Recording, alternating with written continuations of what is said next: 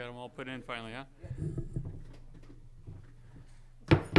Okay, this time we're going to call to order the meeting of February 3rd, 2020. Before we go to closed session, City Attorney, do you have anything you want to report on? Thank you, Mr. Mayor. I'd just like to say that if the council so moves, the City Council will adjourn to closed session to discuss those closed session items as agendized. That would be number one, conference of the legal counsel pursuant to Government Code Section 54956.9A, existing litigation, Building Industry Association versus City of Hollister, San Benito Superior Court case number 19-00028. Item number two, conference with real property negotiator, per Government Code Section 54956.8, negotiator, city manager, McCrae Street, located between Park Street and Tres Pinos Road in the city of Hollister. And finally, item number three, conference with legal counsel pursuant to Government Code Section 54956.9A, existing litigation, Foster versus City of Hollister, San Benito County Superior Court case number CU 19-00022. Excuse me. Thank you. Thank you. Do we have any speaker cards on any of these items? There are no speakers. Is there a motion? So moved. Is the motion, is there a second? Second. Motion second, all in favor? Aye. Aye, motion carries.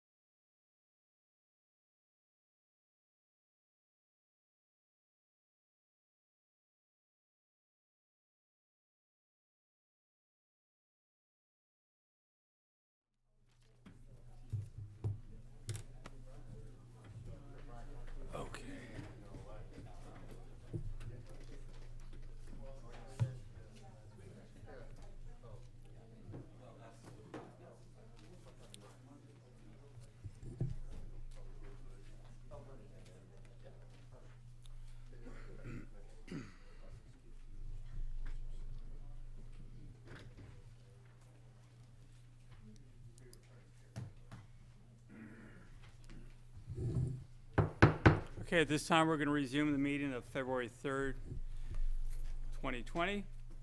Councilmember Lenore, will you lead us in the Pledge of Allegiance?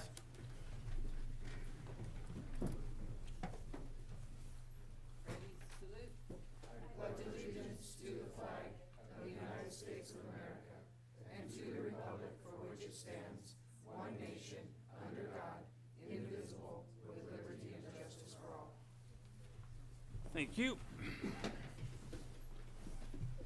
Roll call, please.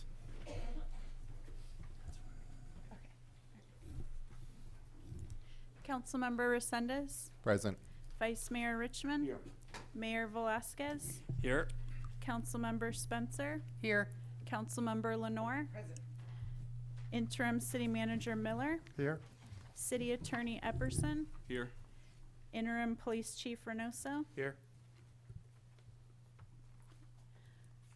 The amended agenda for the City of Hollister City Council regular meeting of February 3rd, 2020 was posted on the bulletin board on January 31st, 2020 at 3 p.m. per Government Code Section 54954.2. Thank you. City Attorney, do you want to report out from closed session? Thank you, Mr. Mayor. The report out of closed session is the city council discussed in closed session those items agendized for closed session as I read into the record before moving into closed session, and direction was given to staff and negotiators. The city council adjourned from closed session at 6:30 p.m. Thank you very much. Okay, we're going to move to the election of the vice mayor. Last year it was District 4, so this year would be District 1. Councilman Lenore, I'd like to nominate you for the vice mayor for 2020. That will work for you? I'm going to decline that nomination. You're going to decline the nomination for, oh, okay. So I have a feeling we're going to go back to what happened last year, so I'm going to let the council tell me what they're planning on doing so we can just get this thing done. Well, that's what the agenda says, that it's the decision of the whole council. Yeah, that's fine. So if you guys already have a plan, please, let's go. So we don't waste time and get this thing done. I'd like to nominate Councilmember Honor Spencer for Mayor Pro Tem. Okay, so there's, Councilmember Spencer's been nominated. So is there a consensus? Yes. Yes? Aye. Okay. So you'll be the vice mayor for 2020. And we're gonna.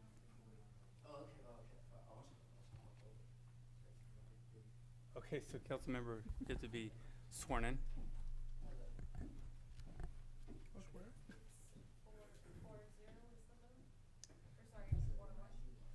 Was it consensus? It's a consensus, yeah.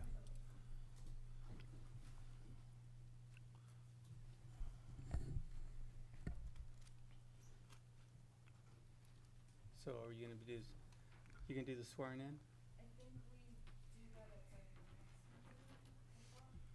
We do it now so we can get her sworn in as. Okay, I'll be right back.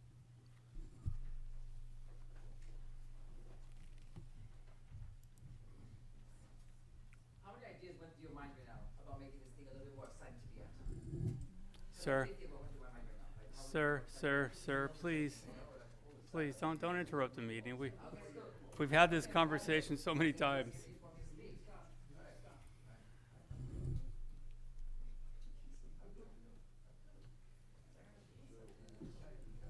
I'm gonna be mayor. I have a production. I'm sorry.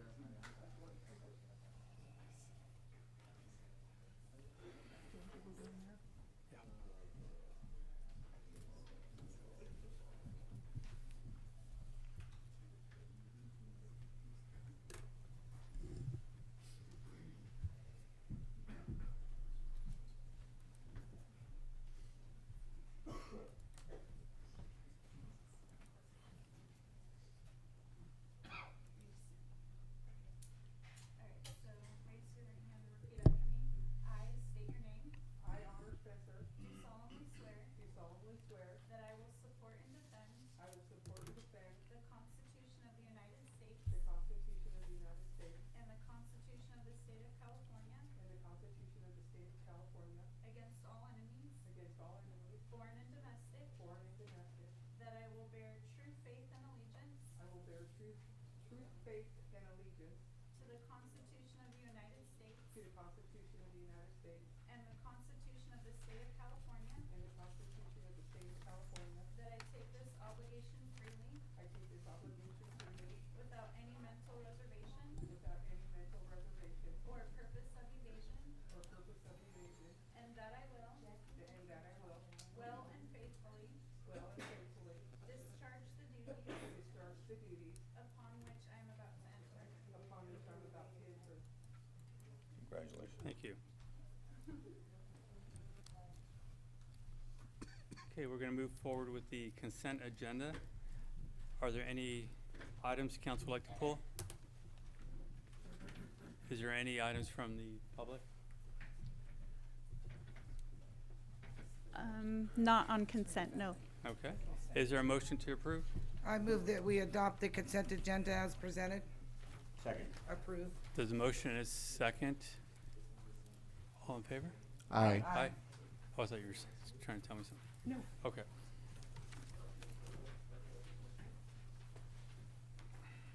Okay, public input. This is the time for anyone in the audience to speak on any item not on the agenda within the subject matter jurisdiction of the council. Speaker cards are available in the lobby and are to be completed and given to the city clerk before speaking. When the city clerk calls your name, please come to the podium, state your name and city for the record, and speak to the city council. Each speaker will be limited to 3 minutes with a maximum of 30 minutes per subject. Please note that state law prohibits the city council from discussing or taking action on any item not on the agenda. Do we have any speaker cards? Yes. First, we have Tim Burns.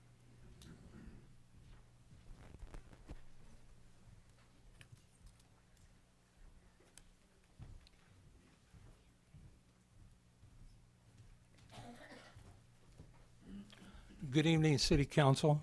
My name is Tim Burns. I reside in Council District Number 4. I have worked for 40-plus years in some form of a municipal or county government, typically in code enforcement and/or public safety. During that time, I have either worked directly for or indirectly for several city councils. All councils face their challenges and have opportunities. I'm here tonight to request that council create and adopt a municipal code ordinance to address our elected and appointed officials' ethics and conduct.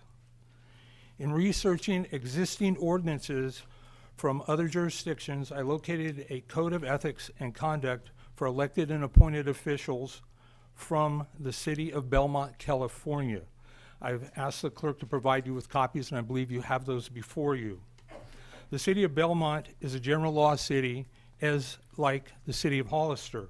Adopting such an ordinance could be as simple as simply removing the name Belmont and inserting the name Hollister in the ordinance.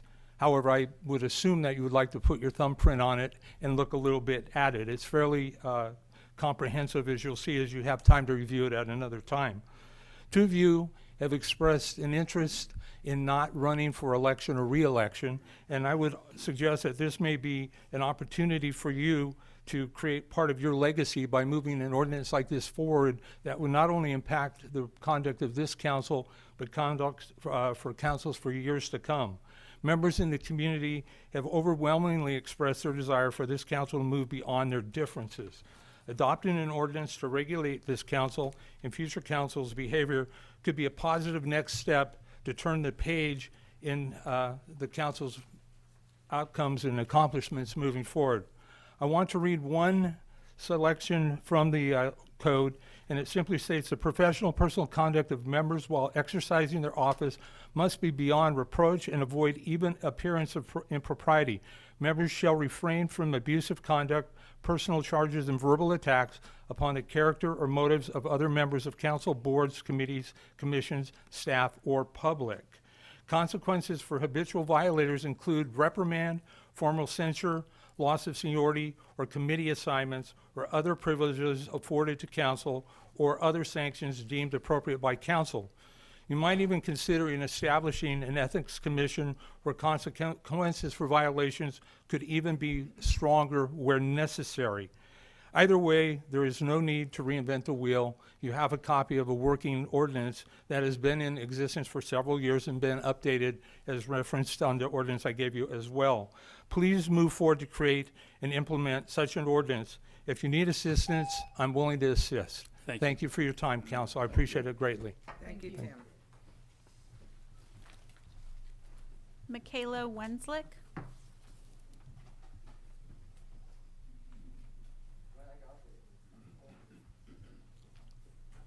Hello, council members. My name is Michaela Winslick, and I am a member of Sunny Slope 4-H. 4-H is an interactive, fun, educational youth program for kids ages 9 to 19, and the 4-H Clover Bud program includes kids ages 5 to 9. We learn life skills through 4-H projects and activities to help us become responsible leaders and giving back to the community. There are many different projects to be involved in 4-H, such as livestock like beef, goats, and swine, and others like leadership, community service, public speaking, arts and crafts, vet science, cooking, CPR and first aid, outdoor adventure, and more. However, the 4-H program is in trouble. The governor budget for UCANR has a $5 million shortfall in funding across the state, affecting our local 4-H program. As a result, we are short in funding for our 4-H program representative, Julie Katowitz. If we don't have a 4-H program representative, 4-H will be forced to dissolve. Even though San Benito County has an endowment fund that is reserved for 4-H youth only, we are working on raising funds to keep our program representative and hopefully allow her to work full-time due to San Benito County's growth. We are spreading the word about 4-H to gain partnerships and donations to keep our 4-H program alive for many generations to come. Many of you might have been 4-H members, and you may have your kids, grandkids, or friends' kids in 4-H now. And all the members and all of the youth and families in our community will be benefiting from this amazing 4-H program. Also, our 4-H program is hosting our Pancake Breakfast fundraiser on March 8th to benefit our community with a long tradition of over 3 decades. Along with 4-H enrollment fees, this is our only other fundraiser that helps to fund our 4-H clubs and our 4-H program representative's position. For as little as $10, our breakfast includes pancakes, sausage, eggs, potatoes, fruit, coffee, and orange juice, and to top your pancakes, Hollister's yummy apricot syrup. This is an opportunity for our 4-H youth to shine and show the community how all of our 4-H kids participate by serving you food and drink, bussing the tables, and setting up and breaking down. If you would like to offer your support to 4-H, you can purchase tickets from any 4-Her you know or contact me for tickets. In 4-H, every year, county ambassadors, also called All-Stars, complete a community service project the year of application that benefits our community, as well as planning and executing many events and presentations at county and state levels. My 4-H All-Star County Ambassador project for my application year will be a Kindness Rocks project. I'm hosting rock painting parties with the community, and I'm also hosting a booth for Kindness Rock Painting at the YMCA Healthy Kids Day on April 18th.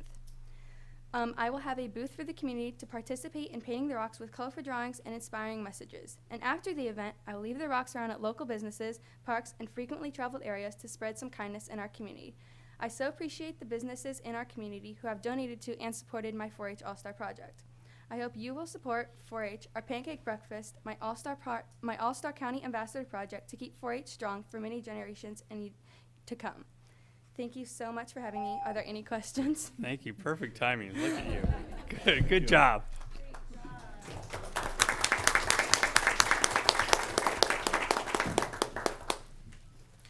Jason Noble.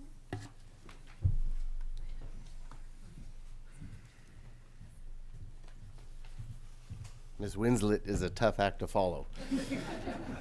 My print is a lot bigger, so it'll go fast.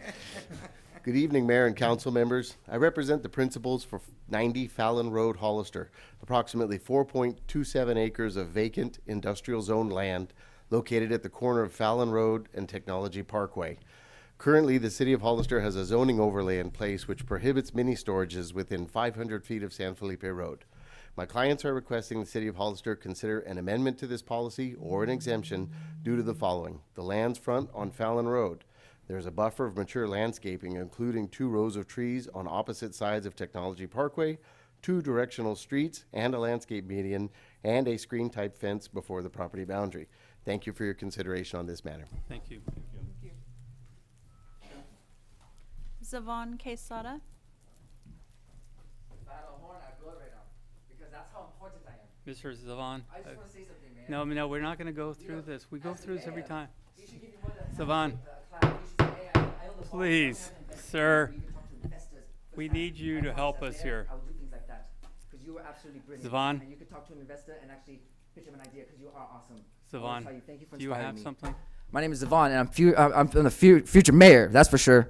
And I say that with confidence.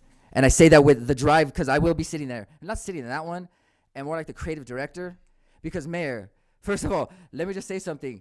Everyone that comes up here, I commend you. Savon, I do. I commend you for cannot- coming out here and just being who you are, you know? Because there's a couple other things. What Savon, happened? hang on for a second.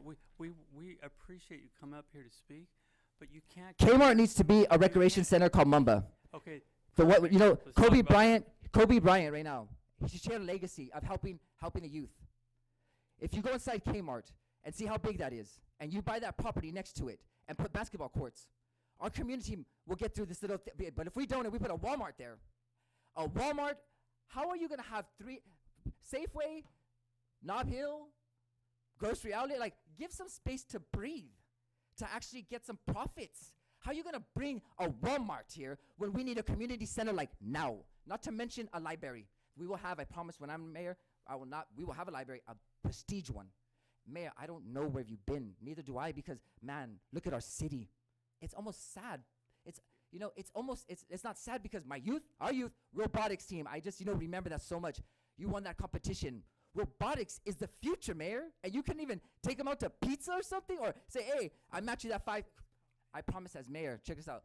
I promise as mayor, and I believe as mayor, I will Devon, change the city around like the mayor of Salinas is doing to Salinas right now. I will, Devon, you because I believe in cannot- my community.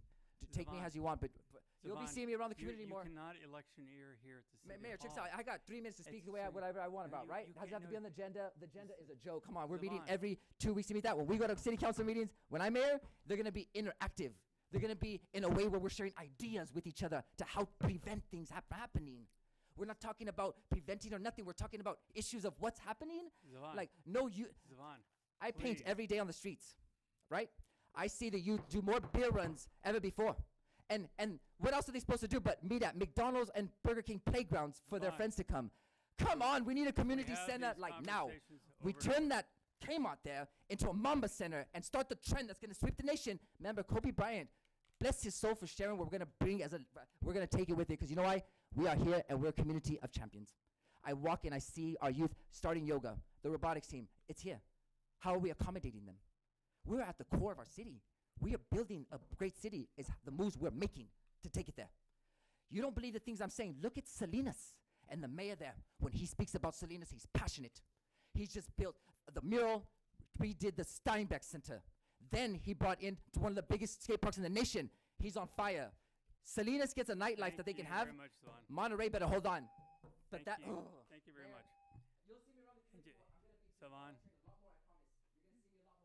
Thank you. Just, and just, Savon, just so you know, before you leave, I just want to let you know, I happened to be at that robotics competition when they won. And I have, my son happens to be on the robotics team, so thank you very much. Thank you, sir.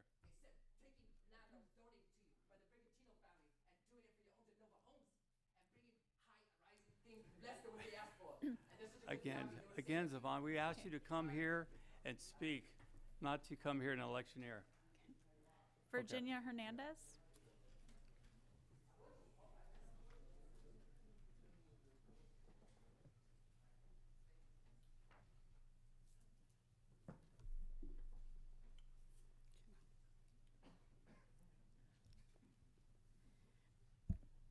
My name is Virginia Hernandez. I'm a community volunteer, and I want to talk about general consultants. I want to thank city staff for the work on this item. This is a very long process that will cost us a lot of money. I prefer more public involvement on the selection of the general plan consultant. A public process will allow you. Oh, I'm sorry, are you talking about, this is an item on the agenda tonight, so we can't be discussing it. You can discuss it when the item comes up.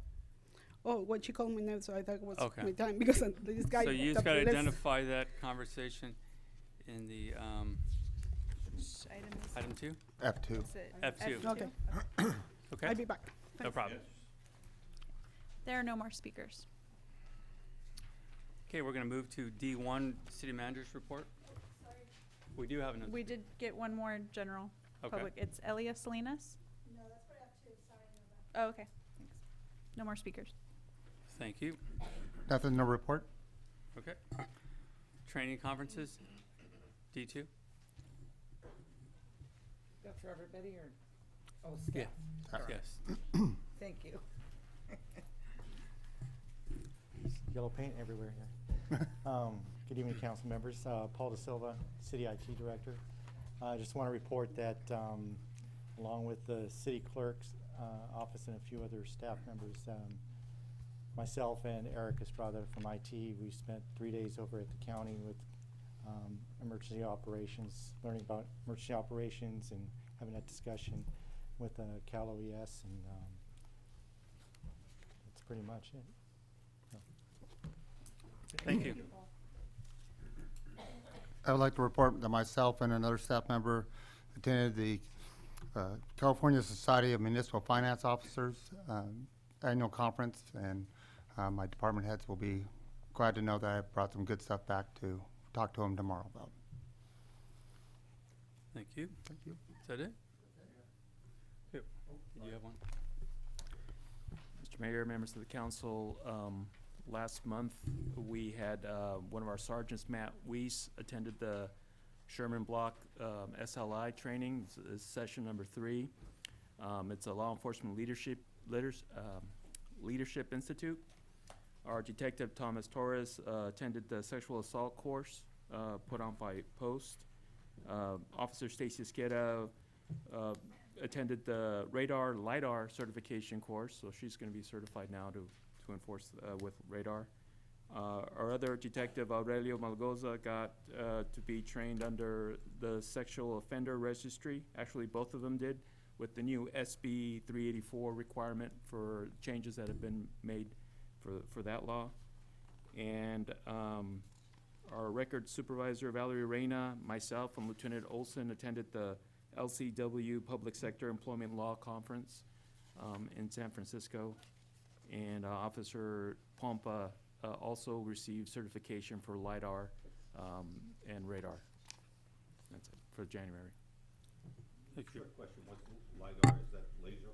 Yes, sir. Okay, is that it? Okay, now we're going to go to F1.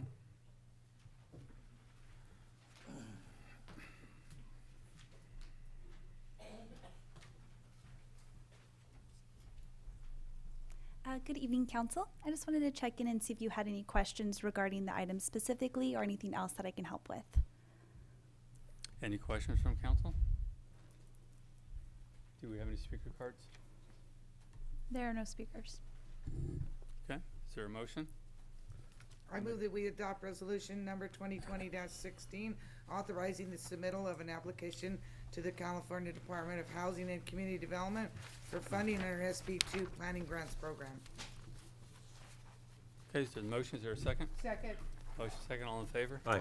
Aye. Aye. Motion Thank you. carries. Going to move to item F2.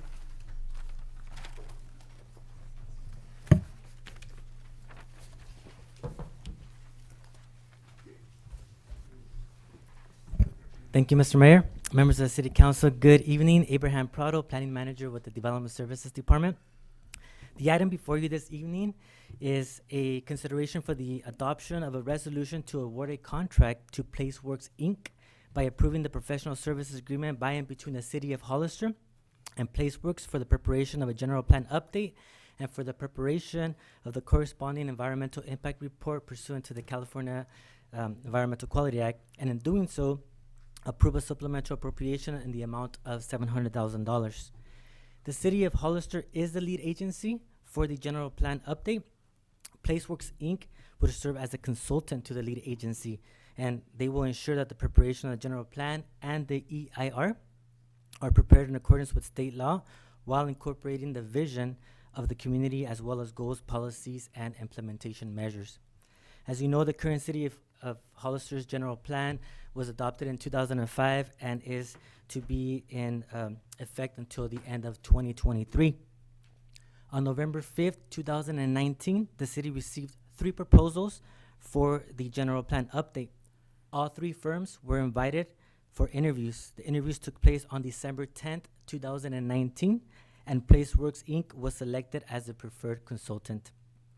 PlaceWorks serves both public and private sector clients throughout the state of California and has the distinction of having prepared more than 100 general plans for communities throughout California, including the Morgan Hill General Plan Update, which was unanimously approved by the City Council in July of 2016, and is currently working on the Los Baños General Plan Update, which is anticipated to be completed by May of this year.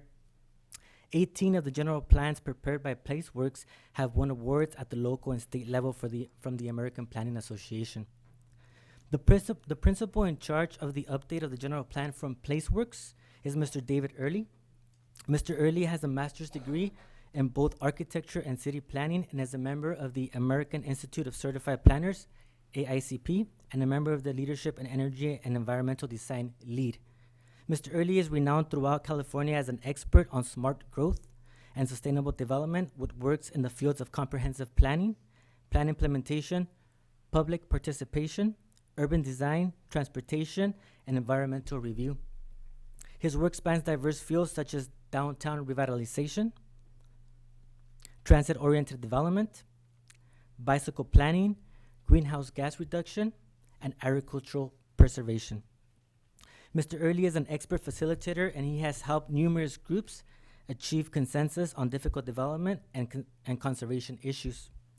Mr. Early has extensive knowledge of general plans, having worked on over 50 general plans throughout the state of California, and also is the author of the General Plan in California, which was published by Solano Press Books in 2015, which is a detailed guide to preparing and updating a city or county's general plan in accordance with California law and reflective of the communities they serve.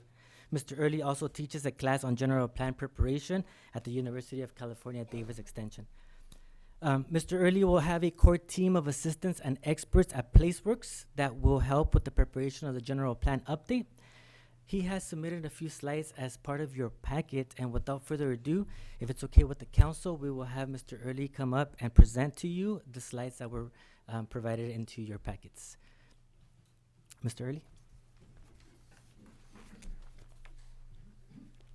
Thank you, Abraham. It's a pleasure to be here this evening. My name again is David Early, and I am a founding principal at PlaceWorks. We've been working throughout California, as Abraham said, for over 20 years and doing a large number of general plan updates. I am going to run through the slides that we have for you, I hope. I have a little clicker here. It may or may not work. Pointed this way.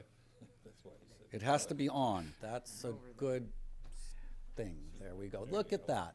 All right. So I want to start by talking about what we understand to be your goals and the community goals. And I know that community involvement, community participation are very important here.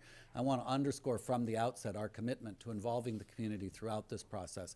And of course, we'll be talking with you and the community members about your goals, but our preliminary understanding is first that the city of Hollister really does value its agricultural character, its small town character, the center of the San Benito County agricultural region, and that character, even in the face of other changes, needs to be preserved. That means that we need to manage growth to be consistent with our overall goals. I know that growth has been a very big issue here, and we need to continue that through the general plan update. We need to ensure that any development that does happen is of the highest quality. We need to support economic development and bring additional high-quality jobs here to Hollister so that not so many people need to leave the community for work. And we need to respond to state mandates and the new general plan guidelines, because since 2005 and those 15 years, the state has actually, for better or worse, added a lot of legal requirements to the general plan, and one of our goals is to help you update the general plan to make sure it complies with all those legal requirements. I do want to tell you a little bit about our firm. We have 4 major areas of specialization, and the first of them you see here is planning. We, as Abraham mentioned, have prepared over 100 general plans in the state of California. There are actually only about 550 jurisdictions that need a general plan, so that means we've prepared about 20% of them in the entire state. We do also have a lot of expertise in zoning and writing of form-based codes. I was interested that you passed your SB2 resolution tonight. We are experts in housing and are actually the state's consultants for technical assistance under the SB2 program. We have a lot of expertise in transportation planning, which will be a big issue here, and we're very concerned about economics, economic development, and creating healthy, sustainable communities. We also are urban designers and architects. I personally have a degree in architecture. We have urban designers, we have landscape architecture, and we want to make sure that all the planning decisions that you all make really will create the highest possible design quality here in the city. We are park planners, we are site planners, and we're very concerned to make sure that you have not only a functional, but a beautiful and vibrant community. We are environmental planners. We do our own in-house review under the California Environmental Quality Act. We prepare our own EIRs, and we'll be preparing the EIR for your general plan. We also have a very strong practice in climate action and resiliency, and as part of this plan, we will be preparing both a climate action plan as well as a resiliency plan to confront hazards as well. And then finally, and I already mentioned this, we are very committed to community participation and involvement. We've put together a program for this project that includes a large number of community meetings. It includes close work with your community general plan advisory committee, and all of that information and materials will be prepared in both English and Spanish to create the most possible community involvement that we can. We do have a team that includes not only PlaceWorks, but also several consultants. I can tell you a little bit about them later if you'd like, but I'll just mention that we have consultants, Kimley Horn in Transportation, BA Urban Economics to help with the economic side, a biologist, a firm with expertise in hazard planning, and also an arts consultant, because we heard from you and your staff that creating a public art plan would also be an important part of this project. Abraham was already so kind as to mention our experience, the book that I've written, The General Plan in California. This is a map of the many cities and counties where we've prepared general plans. I do teach UC Davis's class on how to prepare a general plan. And our approach focuses on 6 items here. And Mr. Mayor, I'm aware of time. I do have a slide for each of these 6 items, but I also don't want to take more of your time than you would like. Would you like to hear about all 6 of these? Let me say this. We've been waiting about 4 or 5 years for this day. Okay. So you take the time. Take Let's the time do we this need. right. Okay, great. I will do that then. So I will go through a slide then on each of these 6 items. I won't read them right now then, and instead I'll go into each one. The first part of our approach is to focus on targeted issues. Your staff actually wrote an excellent request for proposals for this project that gave us a lot of information about what issues are facing Hollister today. And we really wrote our proposal to respond to those key issues. This is a comprehensive general plan update, but it's going to focus in on the 5 items that you see listed here on this slide. The first of those is to respond to the state's mandates that have come to you over these last 15 years. But perhaps more importantly is number 1, to articulate a general plan vision. You have a pretty good general plan from 2005. It has a lot of interesting concepts in it, but there's nowhere in that general plan that sort of gives an overarching picture of what you're trying to achieve. I think you probably have at least some consensus about what that is. I know there are points of non-consensus, but we really need to take that and formulate it into a simple statement, 1 or 2 or maybe 3 pages at the very most, that takes that whole fat general plan and translates it into a single vision. So that's the next point that I have here.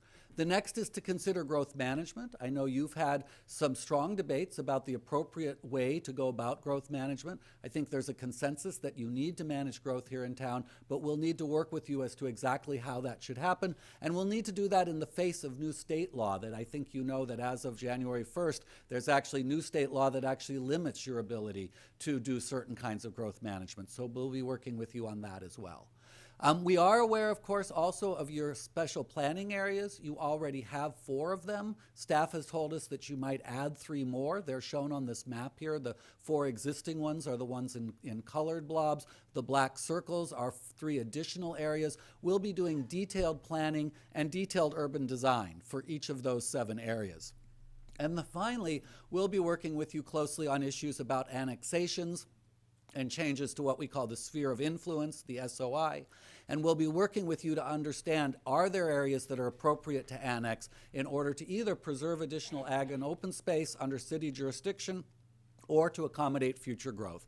And then finally, I want to mention within that vein, we also want to help you to work with San Benito County so that as you control growth within your own limits, you don't have the county right across the street perhaps allowing projects that you yourselves might not have approved. So we have a strong track record throughout Northern California of working with cities and counties together to help them manage their growth at the same time and in concert with each other. So bear with me, that's my first of 6 points. Secondly, I do want to mention that we're very concerned here, and we know you are, with community identity and high quality design.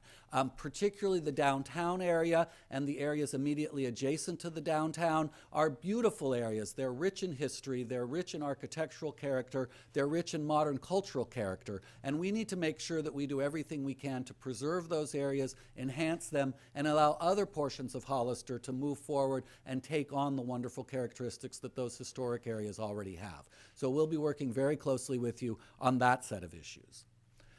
Third, we do have a project approach that has a whole range of very creative engagement strategies. I already mentioned that all our work will be done in both English and Spanish, and you can see some examples of our Spanish language work on this slide.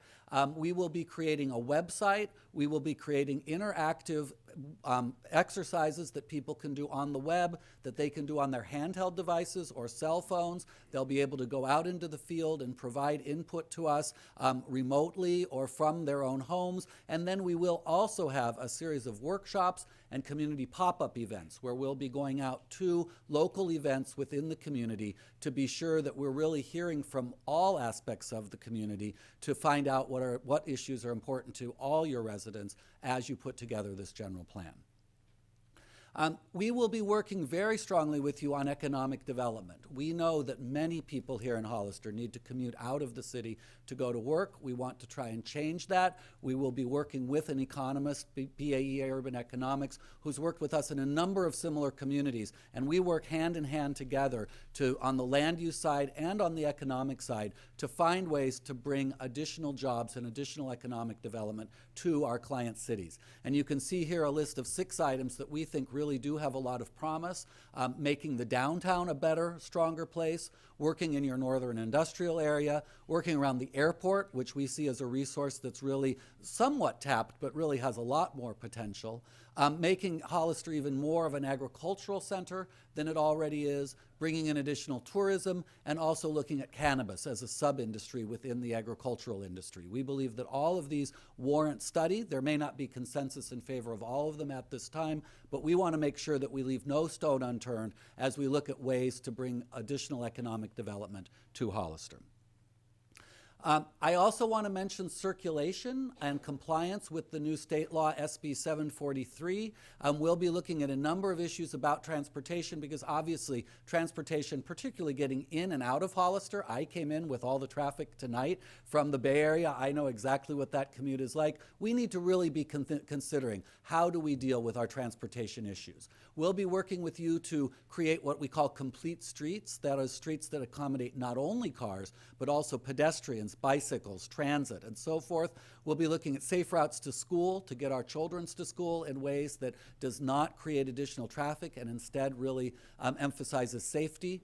We'll be looking at helping you to move into implementing state law SB 743, which requires you to move from level of service assessment to vehicle miles traveled, and we'll be working with you to actually create new guidelines to do those evaluations. And we will be also working with you on a policy to engender roundabouts throughout the city. Among the many cities where we did the general plan is the town of Truckee and the Sierras. Truckee has a policy that they do not install any new traffic signals without first considering a roundabout, and that's a policy that we helped to write, and we've heard that roundabouts are of great interest here as well. So those are some traffic issues that we'll be looking at. Finally, I wanted to mention that we have a host of planning tasks that are within our general plan scope, but are really extra items that staff has asked us to add and that will ensure that you have the most complete planning toolkit available to you. We will be doing, as I already mentioned, an economic development element in the general plan. We'll be creating a public arts element to foment the arts even more here in Hollister. We will be doing a special standalone SB 743 implementation program. We'll be creating a climate action plan and a hazard mitigation plan to address those issues that come to us because of climate change. And finally, we'll be doing municipal services review to allow you to work closely with your local agency formation commission, the LAFCO, as projects move forward here in the city. With that said, I just want to point out that we have put together a schedule for this project that runs just about at 18 months. It's actually a pretty aggressive schedule for a general plan, but I think one that we can achieve here, and that's going to create a foundation for you to move forward in economic development and community preservation here throughout Hollister and for another 10 to 20 years to come. We're very excited to work with you on this project, and I will be happy to answer any questions you may have as we move forward this evening. Thank you very much for your time. Thank you very much for your presentation. Councilmember Lenore? Do you entertain questions this evening, or? It's really at the Yeah, mayor's absolutely. discretion. Oh, please. Yeah. Can you tell me, my own personal opinion is I think the sphere of influence is gonna be a very good discussion on the updating our plan. What's the difference between an urban growth boundary and a sphere of influence, just roughly?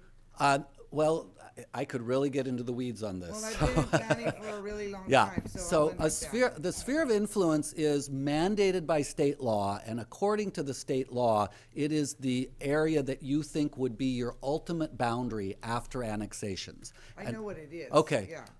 What's the difference between an urban growth boundary and a sphere of influence? So the urban growth boundary is a boundary that's not mandated in state law, but that you and other cities have put in place. In your case, it has to do with the area where you've identified that you're going to provide urban services. That's how Like you've our defined USA it. Your one. USA, essentially. Okay. You could develop that as an urban growth boundary, which could be either the same as the USA or a different line, and that would be up to you. Okay. Okay? All right. So you've done a lot of general plans. I'm assuming that housing elements were also part of all those general plans? Yes, we have one of the largest housing element practices in the Okay, state. great. Just a few questions. So you mentioned state legislation, and so how has it impacted, one or two examples of how has new pieces of legislation impacted the general plan process? Well, I'll give you three examples off the top of my head. We did just have the passage of SB 330, went into effect the first of this year, and among other things, it prohibits new caps on total growth within a city. So that will be an important consideration here. A few years ago, we had SB 1000, which mandated that all of our communities consider environmental justice when you put together your general plan. And so by law, we need to help you to do an assessment to find out if you have what are called communities of concern. I'm guessing you may have those here. And then by law, we need to create a set of policies to make sure that in those communities, that we help those communities come up to the level of the rest of the community. And we actually, at PlaceWorks, we wrote the statewide primer on how to implement SB 1000. Okay, sounds good. Can you comment briefly on the city's arena requirements? Well, RENA requirements for your city are not in place now. Right. You do have a housing element that is certified by the state. We expect to see RENAs coming to the AMBAG region, the Monterey Bay region, about 2 years from now. We should have the general plan done, and we should have a very strong foundation for you to create a new housing element that addresses that allocation.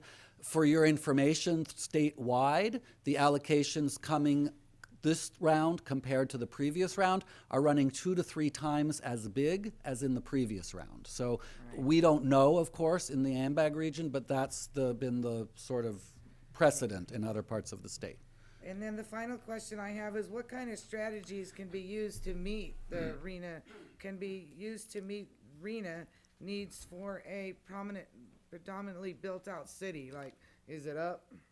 Well, yes. I mean, there's really 3 things you can do, and I think you'll have to decide here which are the best ones.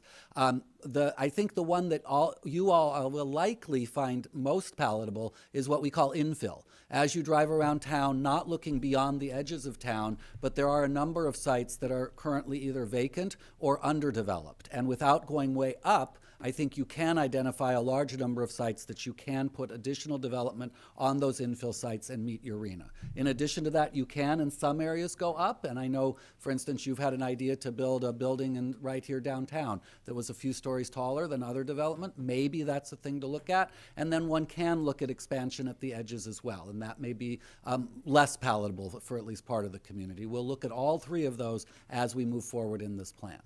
Okay, thank you so much for Thank you. answering those. Thank you. Councilmember Spencer? Yes, I have some questions myself. First off, who's going to be the project manager? Well, I am the principal in charge, and our project manager is a woman named Carrie Stone. Your staff got to meet her as part of our interview. She works with me very closely on a number of projects. We're right now, I can mention them in detail if you'd like, but she and I are personally managing about 4 projects simultaneously together right now. Okay, and what is the local knowledge base of your firm, and how many projects have you done in Hollister or San Benito County? Well, if I may say so, Hollister and San Benito County don't do a huge number of planning projects, but that said, I'm actually a part of a spiritual group that has a retreat center in the hills right above Hollister, so I've worked with San Benito County on that. We have also been the consultants to AMBAG, the Monterey Bay region, in putting together guidelines for smart growth and sustainable development that looked at all 3 counties and that did include work in Hollister because we looked at work in all 3 of the counties. So I do have a fair amount of experience here in the county, despite the fact that this is a relatively smaller county compared to some parts of the Bay Area and Northern California overall. Okay, what other communities of this size have engaged your firm to undertake a general plan? Well, we've done, as we've said, over 100 general plans, but just to name a few, Morgan Hill is not very much different size than here, and this is obviously very close. We did Santa Cruz's general plan. We did Capitola's general plan. We mentioned we're doing the Los Banos general plan right now. Moving a little farther up, we did the general plan in Los Gatos. We did the general plan, trying to kind of go up the bay and think a little further. I mean, to give larger examples, we're right now working on parts of the Oakland general plan, not all of it, but helping them to get started on their general plan. We're starting the Santa Rosa general plan. We did the general plan in Calistoga in the North Bay, which is actually about the same size as Hollister. So we've done a large number of general plans that are approximately the same size community. Okay, and my last question. Have any cities or counties been sued over your general plan that your firm has prepared or updated? I'm pleased to be able to say no. And in fact, for the city of Tulare, they were subject to a lawsuit which they lost on a general plan that we did not prepare, and we came in and fixed it for them to great accolades from all sides in the case. So we're glad to not be on the losing side of a lawsuit, instead occasionally to have been able to help cities to get out of lawsuits when they've been in them. Okay, thank you. Thank you very much. Councilmember Richmond? Thank you very much. Welcome to Hollister. Thank you. I hope you like it here. We're glad to have you. Thank you. I went over your qualifications quite carefully. I find them very impressive. Thank you. I want you to know that. I have a couple items I do want to discuss, and I understand we're discussing these in very short terms. Yeah. Without much detail. One of my major concerns is affordable housing, not just housing. Right. Because saying housing is an enormous, a small word that covers an enormous amount of space. I assume since you've done housing elements, you've dealt with affordable housing? Absolutely. Okay. Have you dealt with it also in the area of inclusionary housing ordinances that Yes. apply to various developments to Yes. get affordable housing? Yes. Okay. So you're prepared to look at some of that? Yes, if your council has a desire to look at an inclusionary ordinance or policy, we would be very happy to help you with that. It can be a very effective way to generate affordable housing. There are communities that don't want to put such a strong policy in place, but I personally feel like it can be very effective. Just to give you one example, we're the general plan consultants for the city of Livermore, and Livermore does have a very strong and effective inclusionary housing policy that we're very familiar with. I would also be interested, when we get into it, if the council so desires to look at inclusionary housing, which I hope they do, that we also get your very frank opinion on shying off bad policies concerning, I'm sure there are plenty of those. So I'm looking for the right path, not Great, necessarily great. just a path But, to could say I- we've got. Could I interject here to be very frank course. with you? There will be times when I will say to you, because I'll mean it, that I think that would not be a good policy track to go to. There will be other times when I will say to you that I'm aware that there are two sides of this issue and that it really is, there's no right or wrong, and it's a policy issue for you to determine. And inclusionary housing would be one of those. I certainly would not say that it's a one-size-fits-all solution. And at the same time, so there are communities that have, we're also working in Tracy, which has a big concern now with affordable housing. We are their general plan consultants from many years ago. Council asked us to come in just recently. I'm actually going there tomorrow night to show our final results, 18 different points to consider to enhance affordable housing in Tracy. And their council said, we do not want inclusionary on that list. Don't even talk to us about it. So different sides think differently about those things. I don't think we've taken a formal vote yet, but I have a feeling we probably have a majority toward that. And I Great. certainly would think it's worth the discussion whether or not we adopt it or not. Yep. I think it's worth ringing out. I just wanted to bring it to the forefront. The other item, you talked about a hazard mitigation plan. And of course, we have a hazard here that's not unique to California, but is unique to some areas of California. That is the seismic hazard. That's right. And that is very special with us because it affects our ability to do certain developments in the areas where they're within so many feet of the fault, as you're well aware. Yes. Since the Northridge quake happened and they changed the law. Right. I actually grew up in Northridge. So. Oh, okay. So you are well aware. I'm well aware, yes. Of what happened there. So do you think you will find some expertise to take a look at the seismic hazard issues, especially concerning where the faults run in the downtown area and other areas that it may affect our commercial ability to do commercial construction? and Yes, so forth? absolutely. So we have Atlas Planning Group on our team for this work. Just to be perfectly transparent about this, the principal at Atlas Planning is a former PlaceWorks employee. He does great work. He decided to go out on his own, Aaron Pfannenstiel.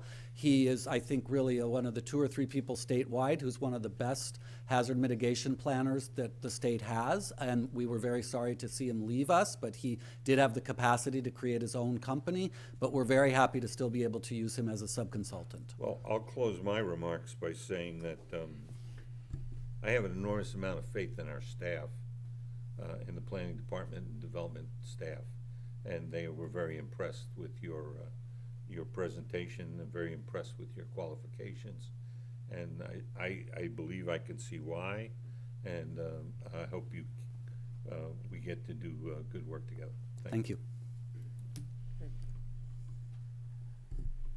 I wanted to thank you for being here today. Thank you, Mr. Mayor. It's nice to see staff smiling and excited. As I said, this is a conversation we've been having for quite a while about updating this Right. general plan, and for whatever reason, it's taken a great amount of time to get here. I like what I'm hearing, your ideas and the vision you have out there. I've heard about your firm and some of the creativity. I'm glad to hear you're working with Morgan Hill. We were looking at their affordable housing policy recently, and it's amazing what they're doing and what we are not doing. And it's been a conversation here for several years, and the amount of money we have lost out on by not implementing these policies so we can have more affordable housing is astounding. And we need to move on these things sooner rather than later.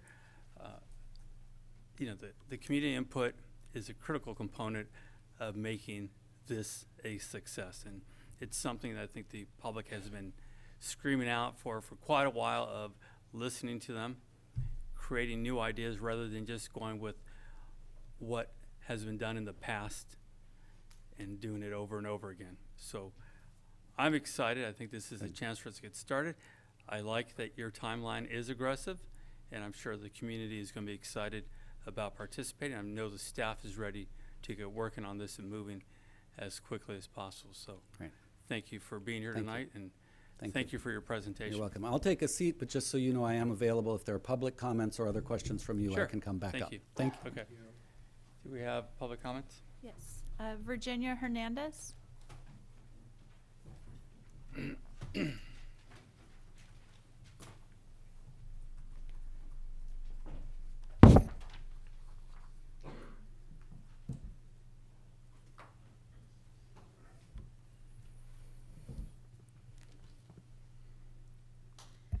Good evening, one more time. My name is Virginia Hernandez. I'm a community volunteer, and I want to talk to you about general consultants.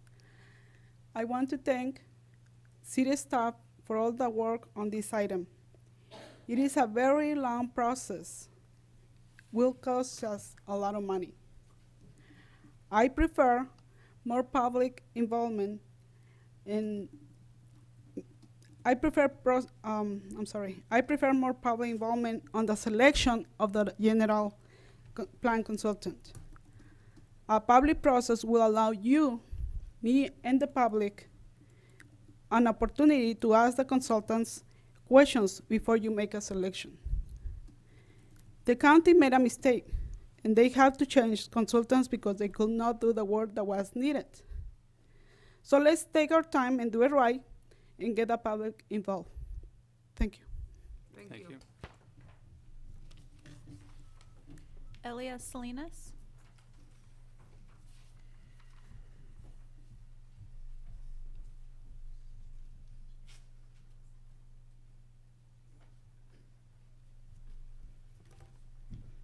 Good evening, Mayor and council members.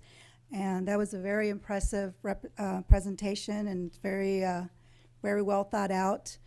However, I was here a few months ago when PlaceWorks was mentioned, and I brought up a controversy that I thought there was a conflict of interest with the mayor using this company, because I have information that the mayor contacted this company personally because he does business with them already, and that's a conflict of interest, and asked them to contact him and told him to bid for this coming up. We, the city and the county, should be working together. We have, the county is using EMC right now, and EMC was one of the bidders with this, and it is my suggestion that you slow this process down. $700,000 is a lot of money. EMC knows the area. They've done all their homework. You would just be adding to the city, and I think we should give an opportunity to use this company. We need some public input on this. I know one of the ideas was economic development, and we already have an economic development corporation. We already have arts councils, and we have a lot of things involved. So part of those ideas is what we already have in the county. So why am I having to have our council members approve $700,000 for this for 18 months?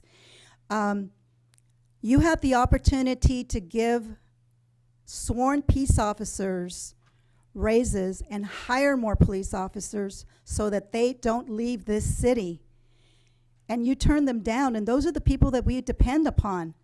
Yet you're willing to give a company $700,000, but you tell your public employees, especially the peace officers, that we can't afford them. And that's just not showing your confidence in your employees. So I know that the mayor, you wanted 7 acres for parks, for developments, and that was shot down. So it was I think it was 4 acres or 5 acres that they finally settled on. That was what I call a backdoor trying to set a moratorium. And you use Los Baños as an example, and Los Baños was under $300,000 per acre to do a park. With the city of Hollister would be a cost to developers of over about $700,000. How are we going to get affordable housing if you're going to put on to the developers that much money? So we need to slow this down. We need to go back to the board. And Mayor, you can go ahead and you can take an hour or whatever, and you can go out there and you can question my veracity. But at the end of the day, that phone call that you made is on your cell phone. We don't have access to your cell phone because you use personal. You're not using the city. So you go ahead and you deny it. But you and I know what you've done. Okay. So let me, since I'm accused of something, maybe we get this worked out so we're clear about this. Did I ask for 7 acres for parks in our communities? Absolutely. I believe if Los Baños can do it, we can do it. Unfortunately, that was turned down. So let's talk about this accusation that, you know, there's so much mud that gets thrown out around here about different things. It astounds me. So there's a accusation that somehow I have a conflict of interest with your company, that somehow my company has worked for you or hired you, or I don't know where this is coming from personally. So maybe you can explain if I've ever hired you, if I've met you guys somewhere else other than a conference. I don't know. I first heard about this morning. Staff let us know that Ms. Salinas had mentioned this, I believe at a previous public meeting. I think you and I both know we have never met before tonight. And I actually went to all 140 staff members at PlaceWorks. We have a Monday morning meeting of all our management. We talked about it personally, and I sent an email to every member of our staff to ask if anyone had ever heard of Ignacio Velasquez, mayor of Hollister. And I'm sorry to say that the answer was no. I'm sure you wish you had greater notoriety than that, but the answer is no. You and I have never met, and as near as we can tell, none of us in our office have ever met you at all. So I'm sure that Ms. Salinas has very valid concerns and is looking for good government, which we also very much support. But in this case, there's no connection, and honestly, we've never met. Well, sorry to say, I asked my company members too if they've ever heard of you, and they had no idea who you were either. Okay. So I can tell you, since I signed the checks at my company, I've never paid you. I've never met you guys. Again, we might have bumped into each other at a conference. Absolutely. And you might have explained what you did, and I might have said, you sound That's like possible. a company that That's should be right. coming over here. But to again go out, and now we're seeing this again, folks. This is something that keeps happening here. For some unknown reason, people make false allegations constantly. They come up here, they throw mud, they make accusations, then they go, hopefully nobody's going to question them on it. No, I'm going to question it. I'm going to make sure we're absolutely clear, because it is vital that we update this general plan. It's been stalled for so many years. I've been trying to get this thing moving, as I said, past 4 or 5 years to get this update. Then we have these kind of accusations. No, we're going to do this right. And that's been the goal for a long time, to do it with a company that has these creative ideas that can change the way of thinking, making sure, as you pointed, high quality projects, not just let's pass it because it's a good old friend of ours and they're good people. That has to end. This is why we have the problems we have in our community. I want to see a well thought out plan to give us direction, not only now, but for the next 10 years, if not more. So, you know, I would appreciate an apology for the false accusation. I mean, I sit here time after time after time and listen to it, and really we can't respond, but this time I think it's fair to respond. You and I have never done business in the past. I don't know your company other than what I've heard here today, or might have bumped into you guys at a conference somewhere. That is it. So I just want to make sure we're absolutely clear that it's just not right to keep doing what happens. And this is what really stalls our community and takes us back. We shouldn't be going there. So again, thank you for what you're doing. Okay, so do we have any other speaker cards? There are no more speakers. Okay, is there any other comments Yes. from staff or Yes, council? I'll Councilmember further Lenore? comment. I do not see a problem with one of us up here knowing about a good company, a consultant that could possibly do a good job for us, and recommending them. Also, when they submit their bids, money isn't even really the first consideration. They look at the proposal first, and then they open how much it's going to cost. So we got away from making it money-based. My opinion is, I think it's time for a breath of fresh air in the planning consultant area, because I'd like to see a little change, and I really think that you have some good qualifications, and I like what you said tonight, and maybe we need to be a little more modern in our thinking than what we've been always using EMC. I like EMC, but really I'd like to see something different this time. So I do agree that this company could probably be good for us, and I'd like to give that a try. Thank you. Thank you. Well, I've been, One more thing. Councilmember Spencer. Okay, this is a project that may well exceed $1 million. I think it is prudent for the city council and the public to thoroughly vet the top 3 consultants to ensure the public is getting what it needs now and in the future. With that said, I'd like to make a motion. Can I do see, it? Councilmember Richmond has something to Richmond, say. okay. Yeah.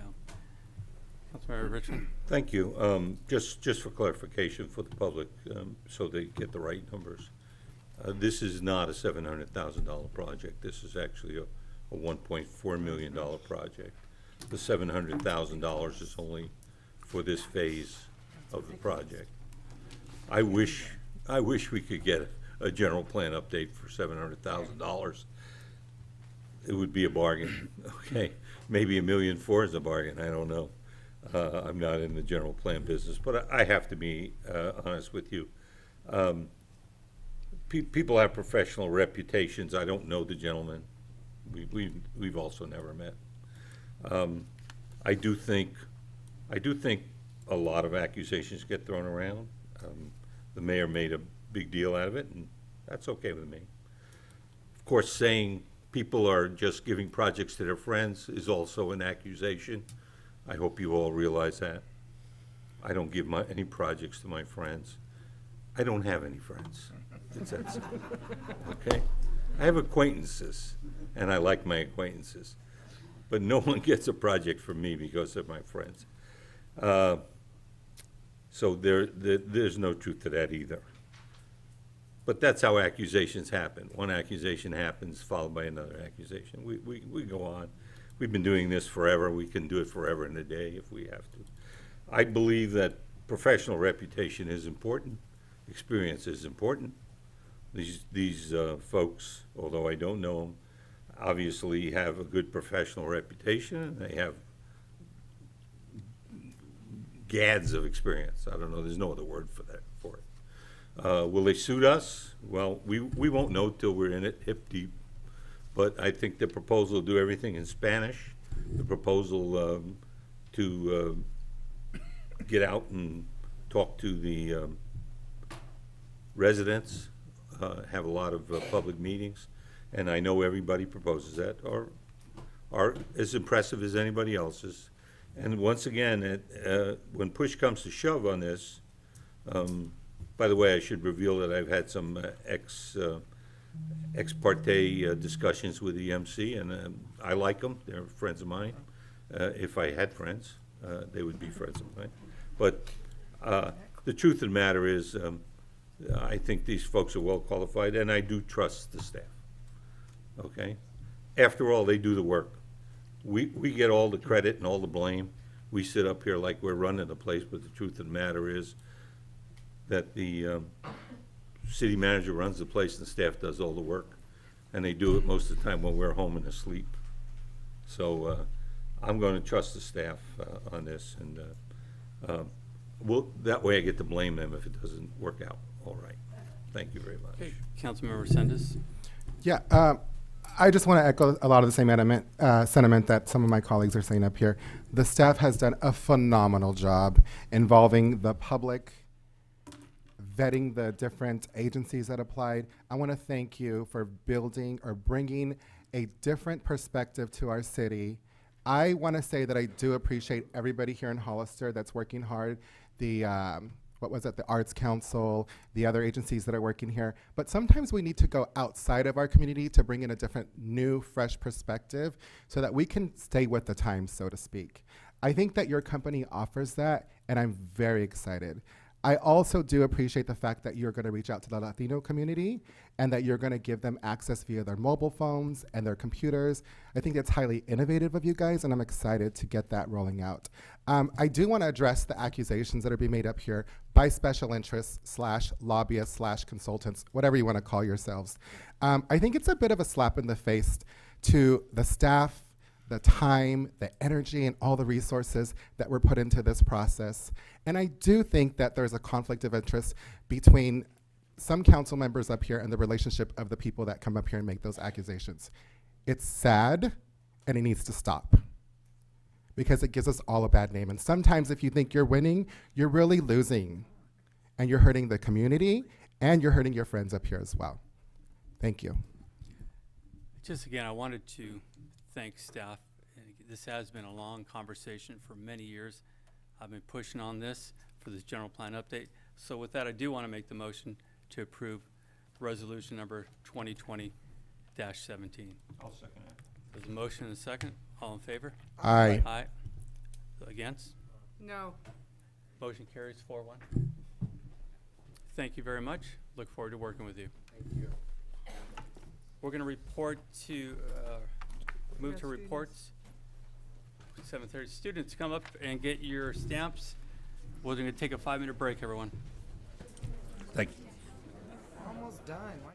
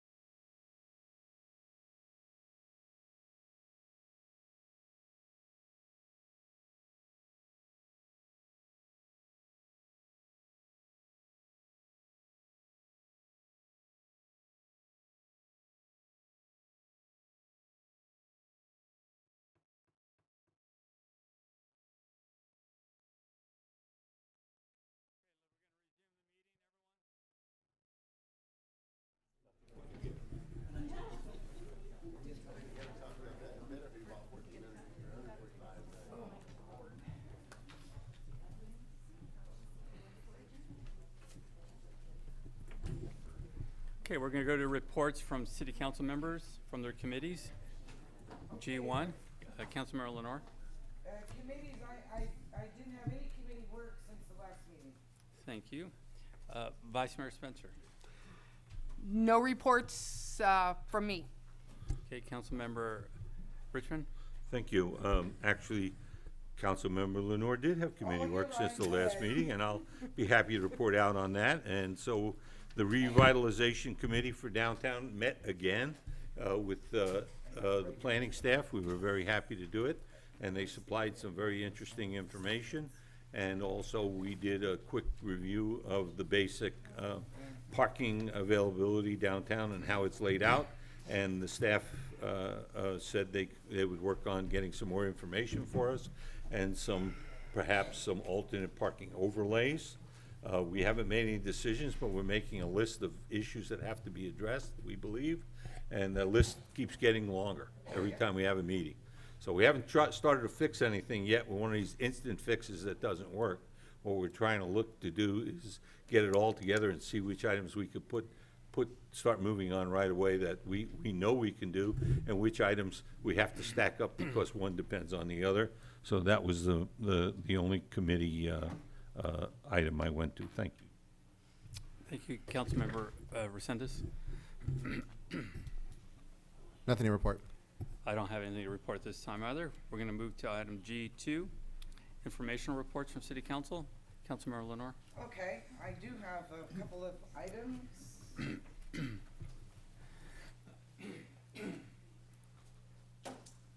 Okay, on January 22nd through the 24th, I went to the new mayors and council members academy in Sacramento.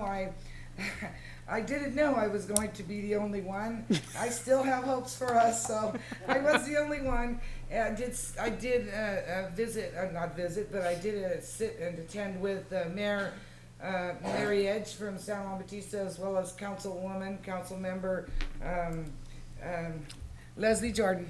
Yes. So I was sitting with them for the most part, and I wanted to just run through a little bit on some of the things that they did discuss. And one of the items was, I'm not going to do them all, was the effective advocacy and key city issues. And some of them that were identified was transportation was a very big key issue. They did acknowledge that it was partially addressed by SB1. The other issue was scooters and e-bikes. There's a concern that there's data sharing going on there. These are all league concerns. And I can't give you too much, but apparently there's an FCC communication lawsuit that was of great concern to them, but I didn't quite grasp that whole lawsuit. There was also one of the key issues, the budget deal signed, and NEPA, I believe that's National Environmental Protection Agency, is rolling back protections on federal lands, so they're as well concerned with that. They're also got a concern with drones, and the FAA requiring ID and comments are due in March because they have issue with drones. They'd like to see them all have ID where they can be identified who they belong to. It's really an up and coming issue. Also as well, cannabis taxes. Moving on, economic development. They discuss sustainable development. They also have key issues of law enforcement use of force, PG&E shutdowns, and Community Service Act, as in Master Plan for Aging, which is coming forward. So those are just some of the issues that are facing California that they are tracking. Also, there was a section on your legal powers and obligations. They noted a function of your city attorney's office is to advise on legislative laws and summary of laws.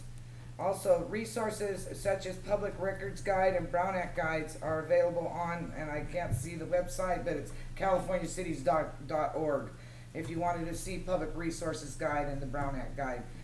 It was also a theme on that one that said consult your city attorney often. So that was something they want all of the council members to consult with the city attorney often. Ask questions and interact with him. There's also, we have sources of law, which is the California Constitution, the U.S. Constitution, state and federal statutes, city ordinance, and court decisions, which includes case laws. So we all have those types of things we can reflect on to guide us along. There we have an appointing authority. This is city council, does not direct city employees, so that was also a point there. It's the city manager's job to direct city employees. And then city attorneys need time to research. Don't blindside them at a meeting. If you truly have a concern with something the city attorney has done, give him a call and tell him you're concerned with that. So at least let him be prepared to answer your concerns at the meeting. So he doesn't look like he doesn't know. He has to know a lot on a lot of many different subjects. So if you could help him out by letting him know when you're unhappy, he'll be more prepared for you. And then on Thursday, we started with the housing and development. They spoke about SB 50 was off to the Senate, but it failed now. So I'm sure that's going to be reworked by them. Also, they mentioned tools that you can use in housing development, which is obviously general plan, specific plan, zoning, CEQA, and other regulations. Okay. Let's see. General plan includes, we had a nice presentation tonight, but it does involve a lot of things. Land use circulation, open space, conservation, housing, noise, and safety. Optional elements are parks and rec. By the way, this presentation was given by a gentleman by the name of Mark Teague of PlaceWorks. So I tried to, I'm like, hey, that's the one we're gonna talk about. So he was pretty good. And some of the alternative elements are parks and recreation, sustainability, public health, economic development, public facilities, and service and implementations. They mentioned downtowns can use specific plans instead of general plans. That's what this gentleman said. And they said when developers coming in to ask them for a market study and an economist to study for mixed use. I think he mentioned that tonight. Mixed use can include vertical mixed use or horizontal mixed use. And then last is what they talked about, late hits. So those are lengthy comments that arrive at our DS right when we're getting ready to start a meeting. They said, don't let that derail a project. That's pretty hard to get when you get a big, thick thing and they're objecting to a project right before you're gonna vote on a resolution.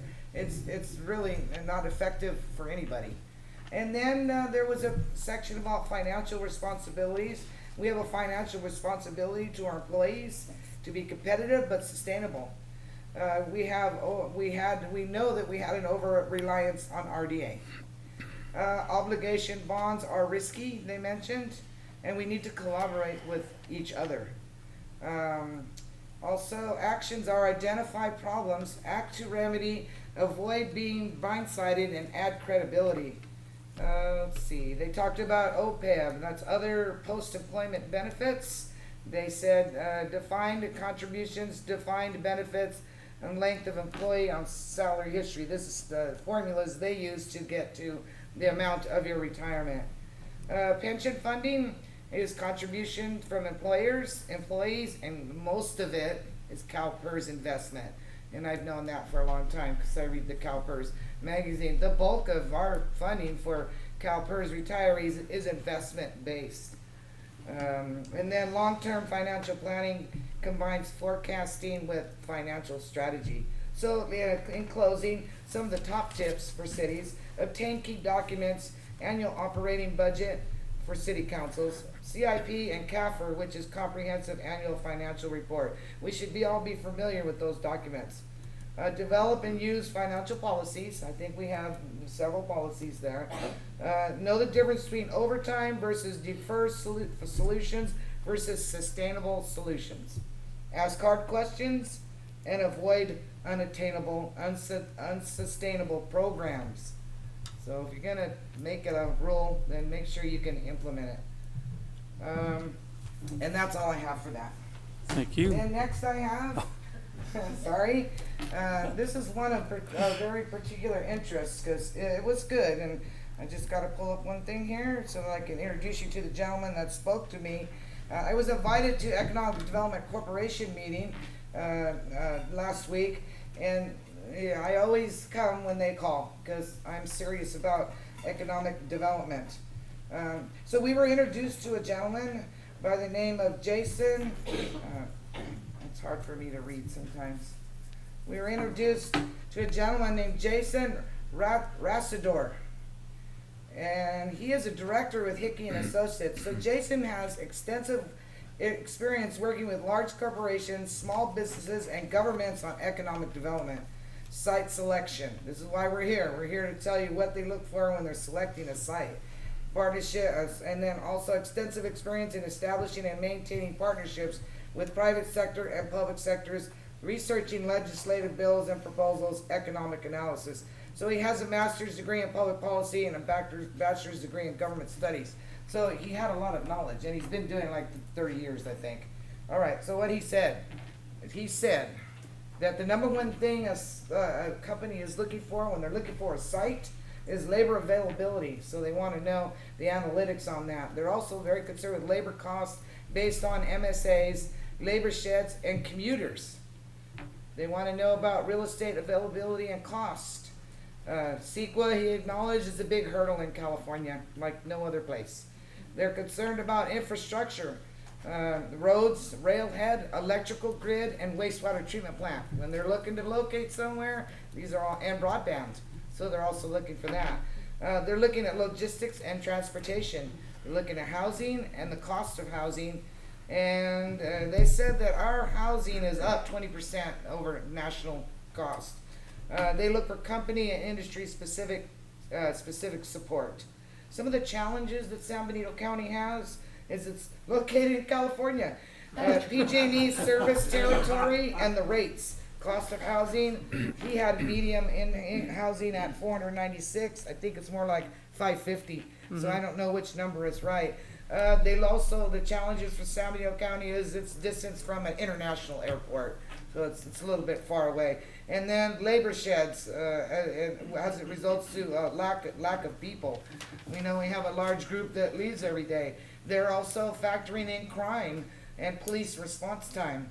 They look at economic development efforts and the fact that we are tucked away. That's a disadvantage. We're off the freeway. We've always known this, so that's a little bit of a disadvantage, depending on who you're talking to. Okay, advantages for San Benito County is we got a lot of flat land. Some counties don't have flat land, so we have flat land. We have a AA bond rating, which I hear is pretty decent. We have rural hospitality atmosphere. We have a large labor shed with within 1 to 2 hours of Santa Clara County. So if we should happen to get something good, you could have a reverse commuter. I mean, that would be kind of cool and different. Although we have plenty of people here that need those jobs. So they also, advantages for San Diego County is the poverty rate's lower than the national average. Building economic development from scratch, change is good, he said. Avoid, we've always done it this way. He said, don't do that. Don't say we've always done it this way. Open your eyes and consider new things. And then the state has a renewed focus on rural counties as far as, and we have a lot of good local state representatives. Then he also had thoughts on a new economic development. He said it's good to see government investment. We've invested in EDC, HDA, and Chamber of Commerce. These are all great signs for businesses looking to locate here because it shows we're serious and we're going to support business. And they said to be you, okay? Just be you. Don't try to copy everybody. Just be what works for Hollister. Focus on the past for reference, not direction. Grow and promote rural hospitality. Response matters. And what he said about that is they put a lot of RFIs, that's requests for information, out to communities, and some of them, they never respond. So what happens? They get taken off the RFI list. He said even if it's not a good fit for your community, to tell them what might work. Hey, maybe if we did this, it could work. Let them know you're interested so you don't fall off of their radar. Always respond to requests for informations. For information. Define what San Benito County wants economic development to be. As far as business attractions, what would you like to see here? So also, we have thoughts on new economic development, community development and bus growth, tourism and events. He said there was some good examples in Nashville and Austin on events. Industry is a good thing, obviously, to concentrate on. Get private sector buy-in. good confidentiality agreements so that when you are negotiating with somebody, say we're negotiating with somebody, we have to be quiet. Don't say anything that'll maybe be a negative. So we want to keep it confidential to keep control over it. Consider local incentive packages. We've done a little bit of that through impact fees. Post-project development, solicit state participation on activities, and invite your state reps. So what he means by that is, say somebody big wants to come here, have the state assembly person here, have the state controller here, show them that you want to, that you're acknowledging they want to locate here and roll out the red carpet. Again, respond to all inquiries and have patience. Thank you. I got a lot out of it. I was glad I went. There's so many good business people that roll out for these meetings. I have to tell you, they're working hard for you guys. That's why they really want to see us do, when we do talk about growth, they really want to make sure that we are able to sustain our growth, but also provide them the base that they need to bring business here. Thank you so much, Mayor. Thank you. Vice Mayor Spencer? Oh, that's me. So I attended the community forum for the San Benito Gavilan campus at Payne's on Tuesday, January 28th. They had 5 poster boards with several different renderings of what the buildings would look like. And they asked the participants if they would pick their favorite, middle, and least. Didn't care for any of them. So that was one thing. On Thursday, January 30th, oh my God, I was pleased to attend the ribbon cutting ceremony of Twin Oaks, a 50-plus community. I was honored to award Mark Miller with a certificate of knowledge for his vision on this planned community. The models are absolutely gorgeous, and I tell you, we need more of these all throughout our community. They are a positive. We talk about development, we talk about economic growth and everything else. This is what we need. When people move into these communities, they are 90% retired. They spend their money here. They go to the doctors here. They shop here. They do everything in our community. It's just amazing. And Mr. Miller was amazing. They made him and I do a Zumba class. He did it better than I did. I also attended the candidate forum that was also held at Payne's for county supervisors, learned where the candidates stood on issues and measures. On Saturday, February 1st, I attended the dedication of the new EHAT Technical Center at Hollister Recreation Center. This is a grant-funded program with access to libraries for our elderly, for our low income, for whoever needs them. They're accessible. They are asking for donations, so if anybody can donate pens, paper, pencils, erasers, it would be great to donate to the EHAT Center. So I would like to talk about something I have talked before on this. I would like to have the city manager and the interim chief look at some kind of camera radar system to reduce the continuing racing and speeding that is happening in our community. Southside Road has become, it's a quarter-mile track. They start at San Benito and they just race down. Somebody's gonna get hurt, or somebody is unfortunately going to lose their life. I know that I have talked to our former chief about this. We put patrols out there. As soon as the police show up, there's nothing. As soon as the police go, they're back at it. I know I have discussed red light cameras, and I know that's not exactly what we need there, but some kind of surveillance where we can get license plates and do a ticketing through mail, if that's possible. I'm hoping that we can do this, and come up with to agree on some kind of a solution that is cost effective and can help this community. Because I know the community members are upset about all the racing around this town, and we need to stop it. Let's see, do I have anything else? I would like to, I know she's not here, and hopefully staff will tell her. Tina Garza is doing an amazing job. That woman works endlessly to bring things to our community. She was part of the EHAT. I just want to throw out kudos to her because she's an amazing woman. She works very hard, and nobody needs to push her to do her job. Thank you. Okay, Councilmember Richmond. Thank you. Let me open by saying something that we don't say very much. So first of all, I'd like to thank the public for coming down here. I see the same faces time and time again because these are people who are really interested in what's going on. So I want to thank you for being here. As far as my report goes, both Mayor Velazquez and I attended since the working group of the State Route 25, which included in the working group people from Caltrans, people from the Mobility Partnership over VTA up in Santa Clara County. We had a local representative from the California Highway Patrol, people from the cities, people from COG, and the usual suspects is the way people put it. And we all got down to talking very bluntly about the issues concerning getting the Highway 25 project done, and where we see that there's going to be still some problems because money, they don't let us print our own. We have to go out and get money somewhere, and that becomes an issue. So we can't always get what we want, as I believe that's a song title.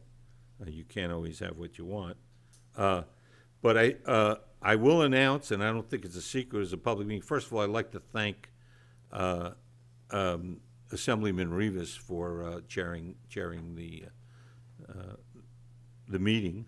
And second of all, I would like to, I don't think it's a secret because it was an open meeting, that we announced that there was a general agreement that we've got to do everything we possibly can to stop people from making left turns off of Bolsa Road during the rush hours. And the group will pick the right people and, again, go back to Santa Clara County and see if we can get an agreement to do something.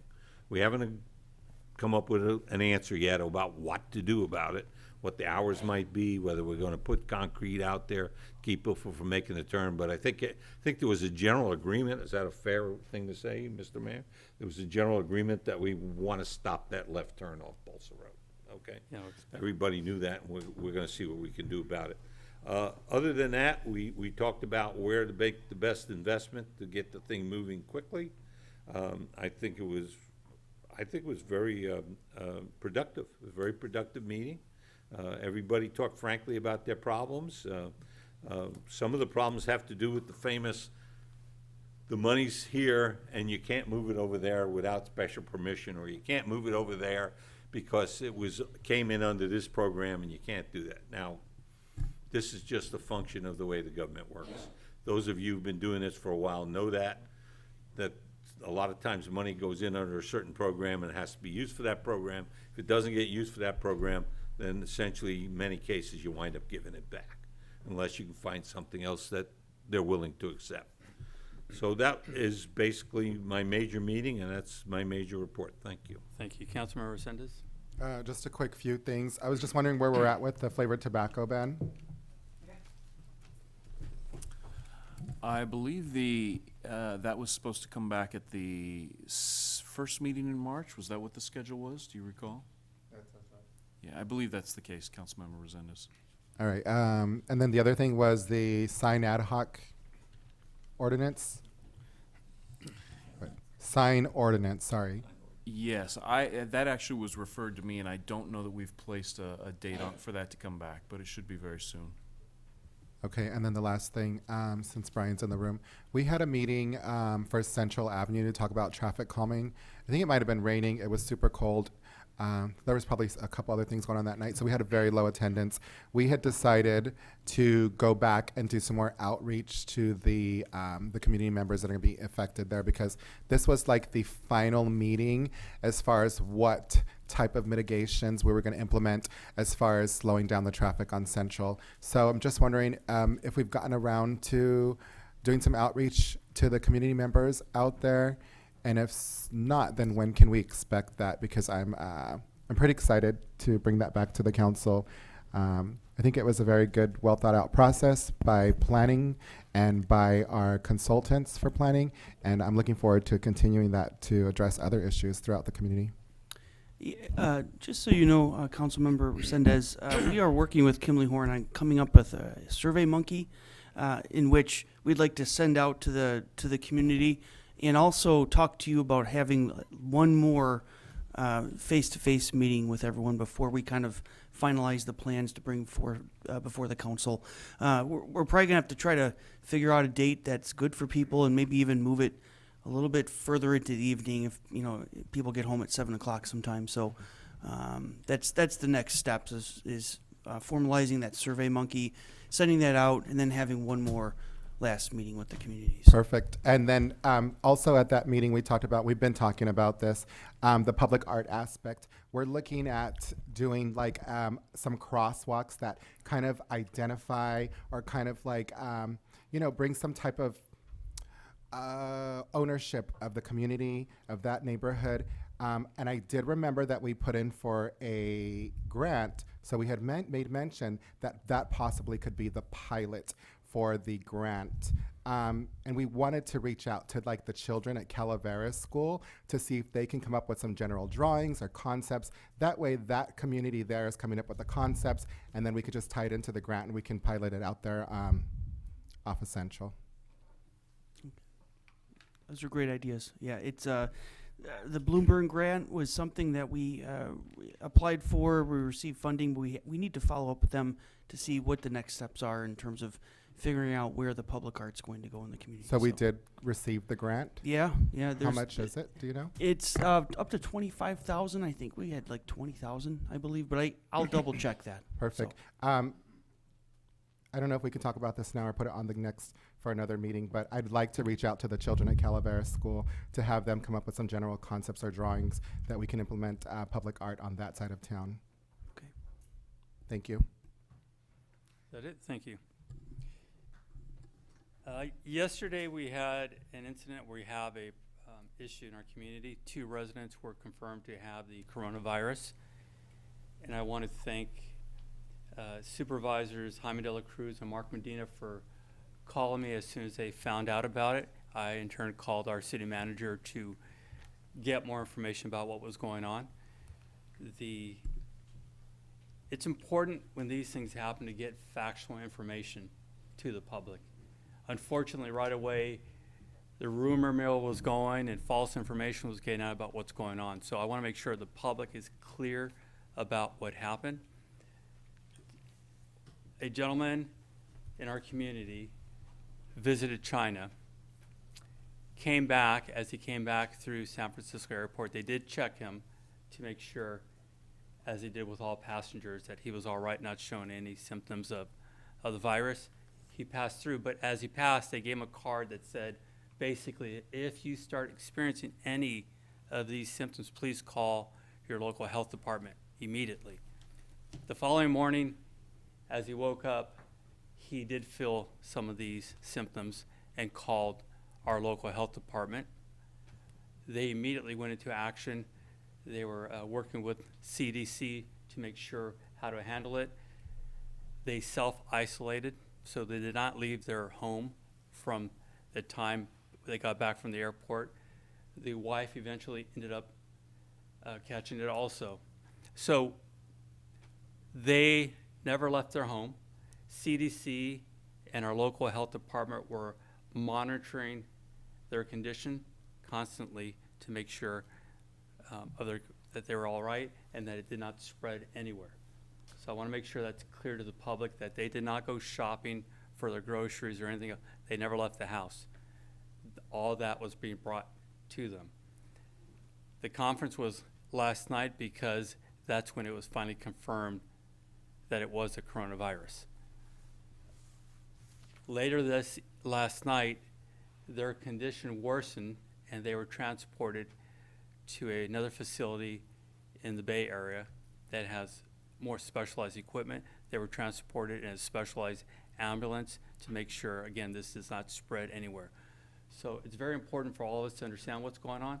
The flu, as we know, is making its way through our community. Please be careful. If you are sick, stay home. If your kids are sick, stay home. This is very serious. We need to make sure, again, we're sharing accurate information and we're not just spreading rumors, because something like this, not handled well, can lead to panic. And we just, again, let's work off of facts. The local health department has those facts. They're sharing it with us now and the supervisors to make sure we're all getting this out to the community. So stay with the facts. Please, I'm begging all of you not to share things you're hearing, gossiping or different things out there, because we need facts at this point.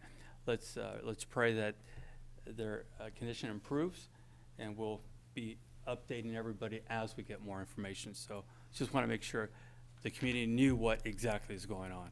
And I want to thank our city manager for being all over this yesterday. We were going back and forth on the phone, and made sure we did attend the briefing. I want to thank also Enterprise Martial Arts. They did their ribbon cutting on Industrial Parkway, and that's always fun to see.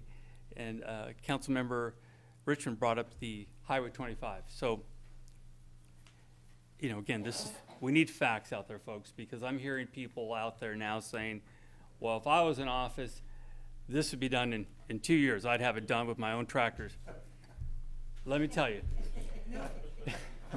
Let's start with this basic fact. If that's what they're telling you, they're already lying to you from the gate, out the gate.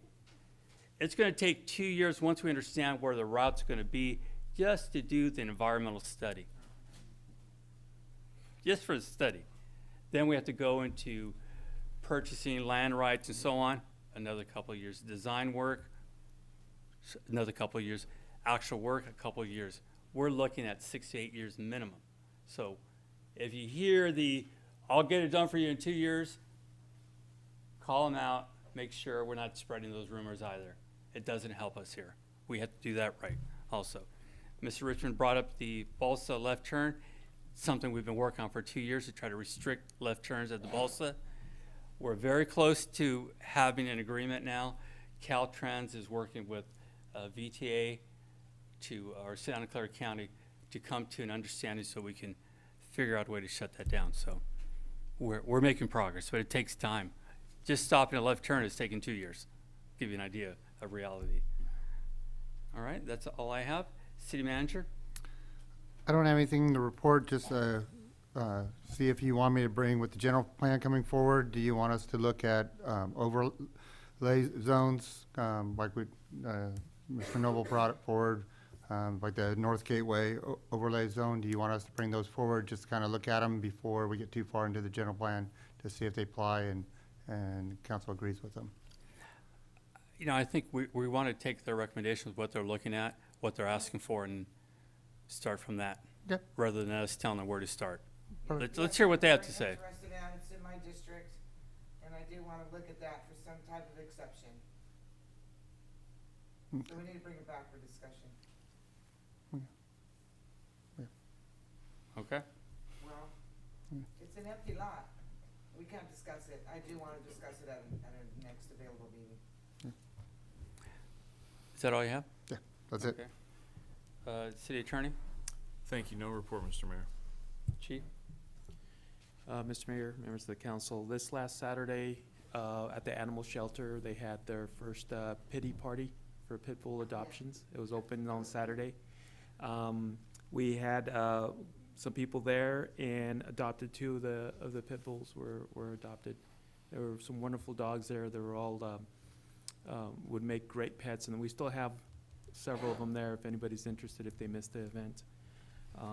Did somebody take that French pit bull? Facebook?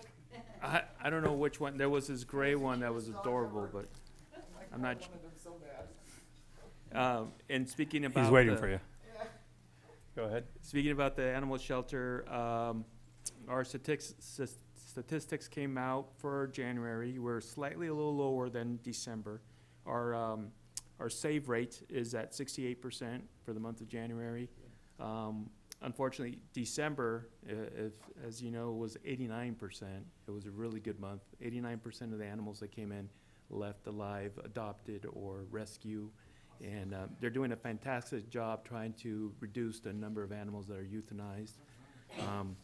But unfortunately, in January, we had a lot of people bringing in feral cats.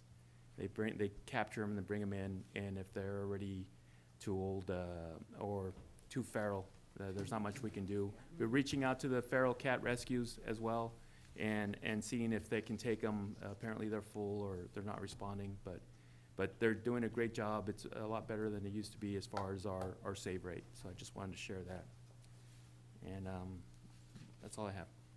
Okay, thank you. City Clerk? I don't have any reports. Okay, thank you. HIJK, there's no business. Is there a motion to adjourn? So moved. Is there a second? Second. All in favor? Aye. Motion carries. Thank you, everyone, for staying tonight.